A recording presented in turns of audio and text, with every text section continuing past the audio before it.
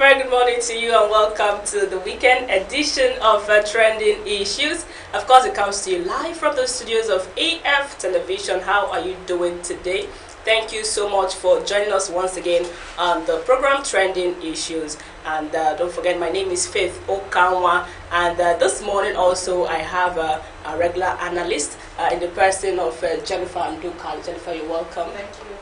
And James. Thank you, James. Thank you so much. You're welcome to the program. All right, together we're going to be looking at some of the issues that are trending in Nigeria. Don't forget to join this conversation via all our social media platforms. Also, you can like using the like button, share, also invite your friends to join, hook up to the conversation this morning, and drop your comments also on the topics that we have listed there for discussion this morning on the program Trending Issues on AF Television. Quickly, we'll start from Akwa Ibom State. You recall that in April 2021, a lady, Iniubong Umoren, who graduated from the University of Akwa Ibom in Oyo, of course, she graduated from the Department of Philosophy, went viral. And of course, you know that then she was waiting for the mandatory NYSC call-up, and she decided not to stay at home idling away, and she resorted to kind of look for something doing, pending when she will get her call-up letter for the NYSC. And of course, unfortunately for her, she met her untimely death via job hunting and entering into the hand of somebody that was later identified as Uduak Frank Akpan. And of course, yesterday in Akwa Ibom State High Court, the judge there ruled in favor of Iniubong Umoren. Of course, may her soul rest in peace. And Uduak Akpan received death sentence. He's supposed to die by hanging. And of course, so many persons have reacted to that trending news. Let's get your own reaction on that topic, James. Okay, on the same may our soul rest in peace. It's quite appalling, and it's a sad one that a young lady that after her first degree in University of Uyo, Department of Philosophy, after her final year, she, instead of what is happening now, instead of being hooked up, she decided to go for greener pasture. This is what is expected from a young lady. But all of a sudden, she made damning dates from one young man of, at that time, he was just 20 years old. Yes, he was 20. He's supposed to be 21 now. Yeah, he's 21. And then Iniubong was 26 then. So she made her untimely dates through Mr. Uduak Frank Akpan in Akwa Ibom State. Is a sad one. I also want to say that this is the justice that was served yesterday in Uyo High Court. It's a good one. It's commendable. We were actually waiting for this justice to be what to prefer, because at some point the case was, there was a time I was like, oh, this case is not going to be swept under the carpet. Because yesterday I actually followed one journalist from Akwa Ibom State, Mr. Harris Nation. The case was called to, the young man was called to go yesterday. So it's a good one, and it's also a lesson. It's a lesson to everybody. It's a lesson to every other person that nobody is supposed to kill anybody. They're not supposed to kill anybody. Nobody is supposed to kill anybody. So this is a very sad one. It's very, very disturbing. Well, one thing is for the court to rule, and especially when the judgment has to do with a death sentence. And the most important thing is for the state governor to sign. And of course, you know that the state governor needs to sign before they will eventually hang the convict now. Yeah, very correct. Because from research I made yesterday, I was meant to understand that from 1991, that from the inception of democracy to date, that there is no governor, I don't know if I'm correct, there is no governor that signed this sentence to this time. That's why we have a lot of criminals. Some of them will die in the process of hanging, whatever, in the jail. So it's quite this particular young man is not supposed to go scot-free.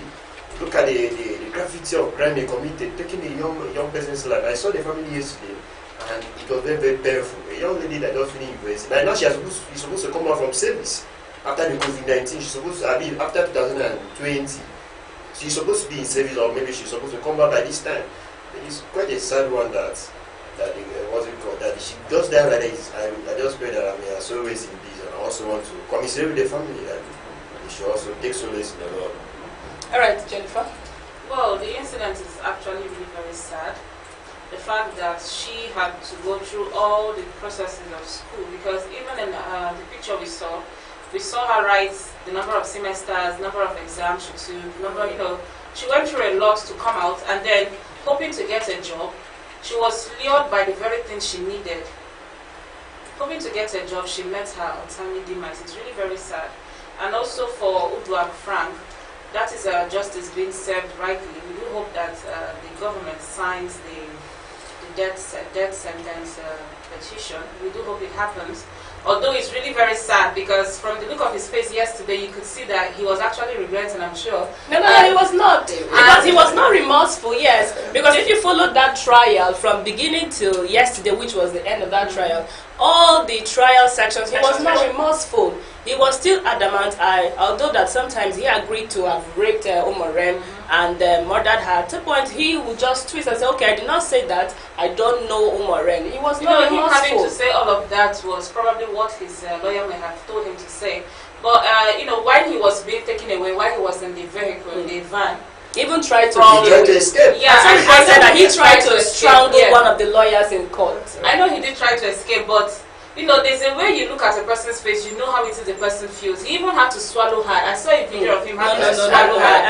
That is how I feel about how he felt. I disagree with you there. And I did not say he was remorseful about what he did, but the fact that he was going to die by hanging, I'm sure he felt it. Yes, really. He must have felt it, because now he knows the gravity of what it is he did. At least he's going to have to test what it is that Umoren went through.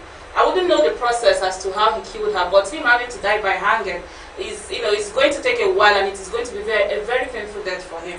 Okay, according to him, at the time he agreed to have met Umoren during one of his trial, he said that he had sexual knowledge of Umoren, and at a point he used condom, and when he was not getting satisfaction, according to what he was telling the court, he removed it, and at that point, according to him, Umoren got agitated and they started fighting, and he used an iron on her. So what is he trying to say? That she didn't want him to, Maybe he is trying to portray that it was consensual. Of course, he's going to have to say anything in his favor. Faith, let me also say something about that. When you are facing trial in the court of law, like Jennifer said, your lawyer will tell you so many lies, frame up so many things against you. See, this is a case of rape and murder.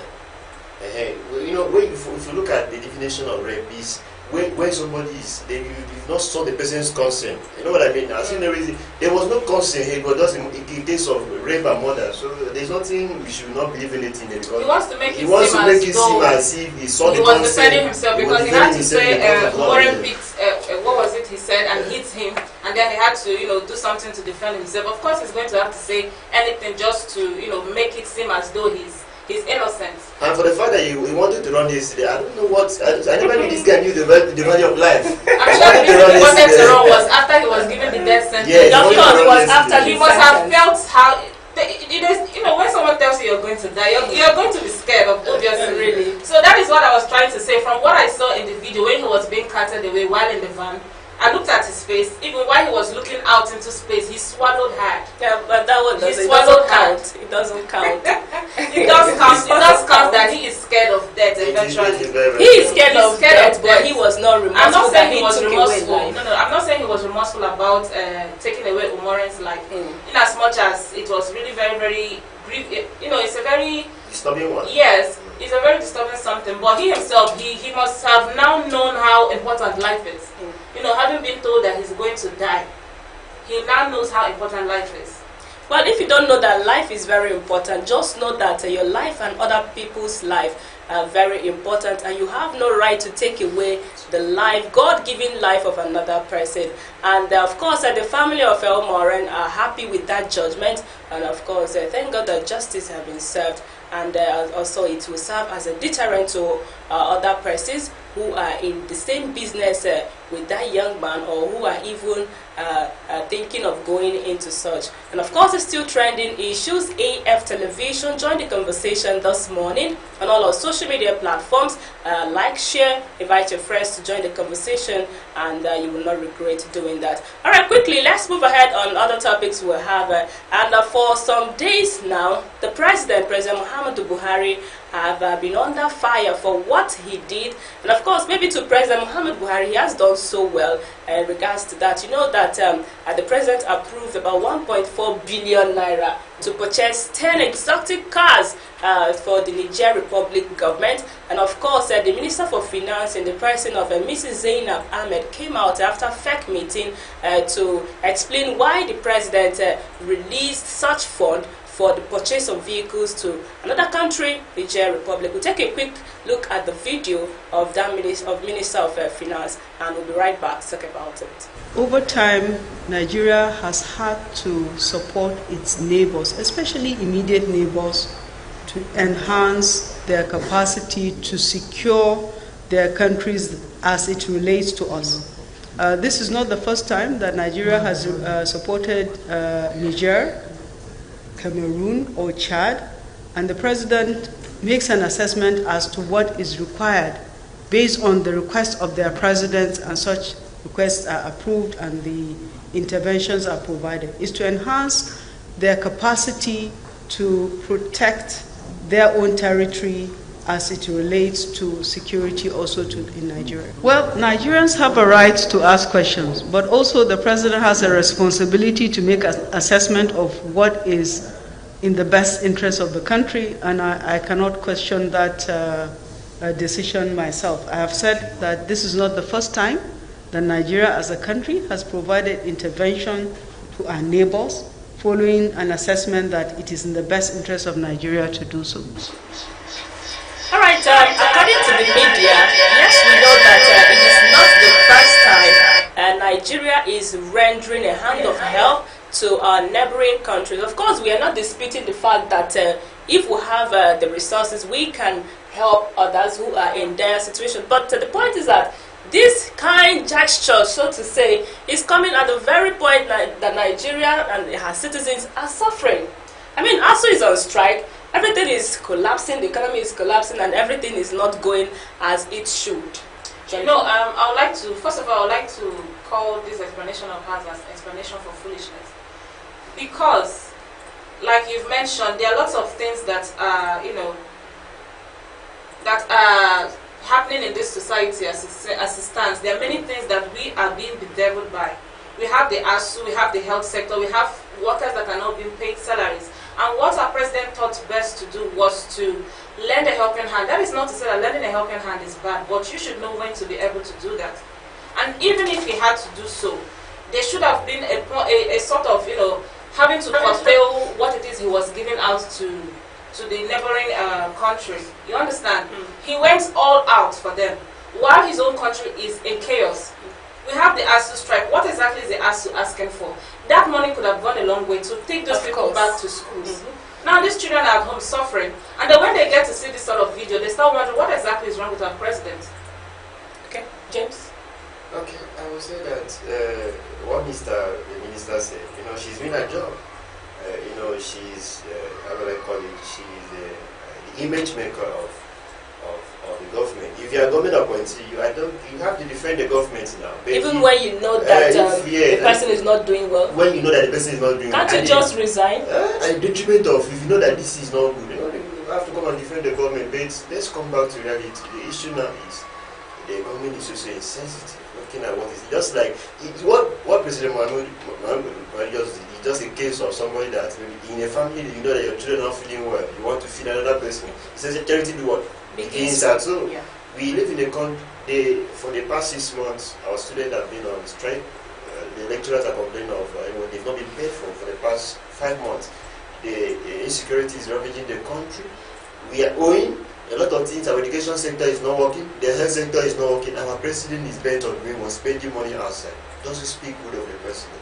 So we have the right to agitate. Nigerians have the right to ask Mr. President the essence of spending money where school has been on strike. What is ASU looking for? ASU is looking for what? How is it just 200 billion? Call them for negotiation. Make sure that you call the ASU body, like the National Executive Council of ASU, with your executive. Call them to order. Make sure our children are back to school. We have insecurity ravaging the nation. Go to the northeast and all the geopolitical we are not seeing. All Mr. President just did is just to make sure that you just went to Niger Republic to make sure that we are not saying we are talking about another place. Nothing really speaks. Aside from physicality, we have to actually look deep to know if our president really is all right. Because it doesn't add up. It doesn't add up that we are going through what it is we are going through in this nation, and our president has the guts. I like to call it guts. To finance another nation's own challenges. For them to fight they're having security issues. Aren't we having even worse security You problems? cannot even compare Niger Republic's security to Nigeria's. Now that money would have gone a long way in trying to equip our soldiers and armies to make sure that this insecurity tones down a bit. I keep He asking. spent that whole amount of money for irrelevancies. I like to call that irrelevancies at this point in time. I keep asking myself, Mr. President is aware what is happening. But almost he's always saying he's unaware. He's not aware. He doesn't know what is happening because Even when the bandits threatened to kidnap him, he was not aware. I think so. He's always not aware. Yes, I don't know if anybody that's close to Mr. President should tell him that students have been on strike for the past 6 months. There will have insecurity ravaging the country from the south, the southeast, go to the north. Even Abuja, the seat of government, the supposed seat of government is no longer safe. The politicians will have, our politicians are disguising themselves. I believe when they kidnap him, you will become aware of what is happening. Someone should tell Mr. President, we are not, but you should stop spending our money outside. Charity begins at home. Let's settle this in. There's nothing wrong with, helping them. We are not saying that. Just like I mentioned, just like the case of you cannot feed yourself well. This is everything. Life is all about, you have to make sure that you are okay before you take care of someone. Your house is not in order. You are thinking of feeding other people. It's so annoying. This is not the first time Niger Republic and Nigeria trying to help. It is coming in the news and receiving backlash. Last time it was a railway which the government was building through Niger, and I think sometime they were looking on how to partner to get refineries built in Niger Republic, and so many of them. And now this. And if you're looking at those exotic cars, those are not the kind of cars used for fighting insecurity. Yes. And come to look at those it. are really very People are raising all this issue now. We are not patronizing the entrepreneurs we have in Nigeria. And we are bent on spending money outside. We have indigenous innocent vehicles here. We would have patronized. Thank God for Governor Charles. So yes, and Governor, is it Governor of Imo State? Of course, that one is having controversy. Said they are owing him. Yes, he would have, okay, since you want, why not just patronize most of, we have some security, exotic vehicles we can use for security. We want to use that, huge amount of money. You want to spend that kind of money for just insecurity outside. When our country is hot, when our country, where we are running up and down, sometimes when you enter care are coming like, you don't even know who's the neighbor that's close to you. It is very bad. See, sometimes I try to avoid reading Nigerian news because it's so heartbreaking. Sometimes I mentioned here that when we're talking about the ASU strike and how much it is that the ASU needs, I did mention here that if it were to finance irrelevancies, that our president will go all the way to borrow. Isn't it what is happening? We don't know if he borrowed, but he has gone all the way out for another nation when his own country is being bedeviled by a lot of things. Few days ago, the Minister for Labour and Employment, that's talking about Dr. Chris Ngige, and he came out to say that Nigeria is broke, that we don't even have money to fund 2023 capital projects. And now the president is releasing 1.4 billion for exotic cars. Really so where did we get that money from? It's a miracle. Only God can do it. It's only God can do it. All right, I'll just take a tweet from Serap regarding this kind gesture of the president to Niger Republic, and Serap wrote on Twitter, the Buhari administration must immediately ask Niger Republic authorities to refund the 1.4 billion naira approved for them to buy vehicles and use the money to offset the funding for ASU so that poor children can go back to school. Can we ever recover this? It's not possible. It's not possible. It's I really don't see that. It is not realistic. It's saddening that at this point. What else is there to say? We've said everything. ASU is looking. Do you know one thing? They want to. You see, there was a time I said in the studio here that it is only in the country that our rights, we are praying for our rights. It is a right for us to have free medical, good medical checkup. If you go to some federal medical centers, you get to understand that we have dilapidated buildings around. Even our medical. Do you know that doctors are leaving this country? And nurses of course, nurses. I saw a list of number of nurses that left. And let's come back. Just for the past 2 months, UK licensed 266. And they will gladly always welcome them because they have the resources to finance them. Most of the lecturers who have in federal universities, some of them are thinking of leaving this country. Do you know what? I was discussing with one of my lecturers that taught me in the university. He said that the wife traveled last week. After someone, the wife would make her way for him to travel. And this is a man that this man traveled, this man studied outside, this man that is an asset in school. When I say he's an asset in academy. So if we get to if we have base brain leaving this country because of the way they are treating them, that means very soon the education sector will go on extinction. Of course. That is what is happening in the country, and it's very, very bad. You know why? Because they are not treating them well. He was telling me that the salary structure from 2009, 2019, that's how many? Is it 11 years? Remained the same. Has remained the same. They come and see politicians. Come and see. Do you know that a councillor, some work councillors, especially where I'm coming from, I'm sorry to say this on the national, some work councillors are better than some university lecturers. And this is somewhere they have gone through several levels of what? Training, research, some of them are using their money. At the end of the day, the person will pass through being an assistant lecturer, lecturer 1, lecturer 2. At the end of the day, the person has a big title with nothing to write about. It's very, very bad. So we have to make sure that they have the country, we have to, what Mr. President did is what we call misplaced priorities.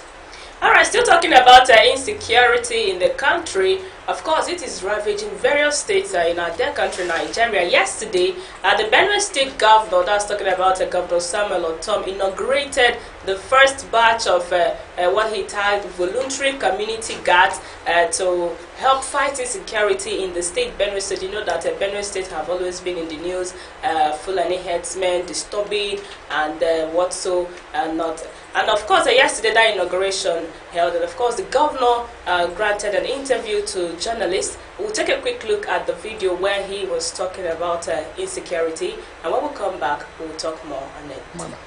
You have also heard that Abuja, where the seat of government in Nigeria is under siege. Benue State is under siege. We cannot continue to just play around and allow them to continue. We are equal to the task. And today we are sending a message that Benue State is ready to confront the Fulanis from Niger, from Mali, from Senegal, from Mauritania, from Libya, from Cameroon, who wants to take over Nigeria as their land. We are going to stop it. We did it in 2004, and we are going to do it again. Yes, let me find out this from you. You don't have what you call the Benue State Livestock Guard, which is to implement the open grazing prohibition law. What is the job description of these guards? We already have that now, and they are implementing it. We have prosecuted and already convicted over 400 Fulani herdsmen who have besieged the state. We have impounded over 25,000 heads of cattle. Those who pay fine, we release it to them. And those who did not pay, we were able to auction those cattle. That is what the law says. And so this is another phase of ensuring that we secure our land. We are ready to go with them. I'm ready to go to war with those people who have volunteered. These people are not going to be paid. Those volunteer guards, they are community people who are farmers, who are civil servants, who are traders, who have decided that, look, enough is enough. We cannot continue. We must secure our land. And so I want to assure you that I'm involved, my government is involved, and everybody in Benue State is involved, and that is why you see all the traditional rulers here. Of course, that was Benue State Governor Samuel Otom immediately after inaugurating those voluntary community guards to ensure that insecurity is fought to the end in the state, the Benue State. And of course, if you listen to that video, he said that he's all out. He's ready to fight with these voluntary guards to fight insecurity in the state. James. Well, I see Governor Tom. He's very proactive. For the past few years, Benue State in the Middle Belt has been on the news for on the negative side, insecurity here and there. People are not safe. We have the Fulani herdsmen killing a lot of people in the Middle Belt. So what the governor did is quite a good one. So welcome development as was able to inaugurate a voluntary what do you call it? Voluntary community guard. Just like some communities where you go to some communities, you have healing. So these are, they know, like if you set up a vigilante, people that are from that particular environment, they will get to understand that, oh, this person is not from this side. So once you see a strange face, this person should be what? Should be questioned. So what Mr. Governor did yesterday is actually a good one. It is the sole responsibility of the chief governor, who happens to be the chief executive officer of the state. So if anything happens, then he should be held responsible. So what he did yesterday is actually a good one. All right, Jennifer? Yeah, I agree to the fact that what he did yesterday was a good one. You know, having to set up this voluntary security organization, considering the fact that we've had a lot of insecurity issues going on. But I do hope that they are properly equipped and taught properly on how to be able to handle, you know, these hoodlums that ravage our towns and communities. Of course, they've gone through training before they were inaugurated. Yeah, exactly. So I hope it's a training that is, you know, training that is, you know, that goes beyond that bandits exactly, have not just basic trainings, but intense trainings, so that they are able to fight when the need arises. And also, in addition to that, you know that the reason people don't want to send weapons to listen to that, you see, that there will be, if these persons are not properly, if this particular disease is not registered, you get to understand that they can actually use this gun to cause mayhem in the society. So, you know, they've not gotten a gun yet. The state government is still looking for how the police will approve of them to use gun and other machinery. I just bet that they should be trained on how to use sophisticated guns so that they will be able to fight the insecurity that is ravaging the states. Alright, still talking about insecurity in the country. A video went viral a few days ago showing a policeman, one DSP Musa Muhammadu Adam. Of course, in that video he was speaking Hausa language, but that man was shot while fighting bandits in Kaduna alongside his colleagues. And according to him, since he was shot and receiving treatment, the Nigerian police force abandoned him without caring to know if he's surviving and how he's taking care of his medical bills. James. Okay, we thank God for social media. This is the power of social media, where people believe that social media is just an illusion, that what is happening in social media is not real. This time, we have greater numbers of persons that are making you that are utilizing social media on the good side. If not because of social media, I don't think this particular would have come to limelight. And of course, because it came to the social media, the Nigerian police reacted. So I think, imagine somebody that, if I can risk my life, if I'm a police officer, if I can risk my life, and that of my family, to save the country, to secure the country, I deserve every good treatment. If at the cost of maybe trying to secure the lives and properties of this country, I sustain an injury, I think it is the duty of the Nigerian police force. I think they have some department like insurance and their medical, they take care of me. They should not be looking at as if we should not be. In fact, they should be taken care of. These are people that have taken risks. Sometimes some of them risk their life in the night. So they should be taken care of. Thank God for social media. The attention of the Nigerian police force was called to order. Alright, before Jennifer, you give your own analysis, the Nigerian police force, after that video went viral, released a statement. I'm going to take the last part of that statement, signed by Force PRO Adejobi, and I'm quoting him now. He said, the Force Insurance Officer has been mandated by the Inspector General of Police to ensure prompt processing of his group personnel accident insurance scheme payments and other necessary allowances, while we wish him a quick recovery and return to active service. If not social media, what would have happened to this policeman that was abandoned by the Nigerian police force? Of course, that is one of the advantages of social media. Now, these are frontliners, not, you know, they are not given the regard that they ought to be given. They are frontliners. They put their lives on the line for the nation, for the people that they look after. This policeman, for an instance. So, for the police to have abandoned him, that is the case with Nigeria. Her frontliners are not being taken care of.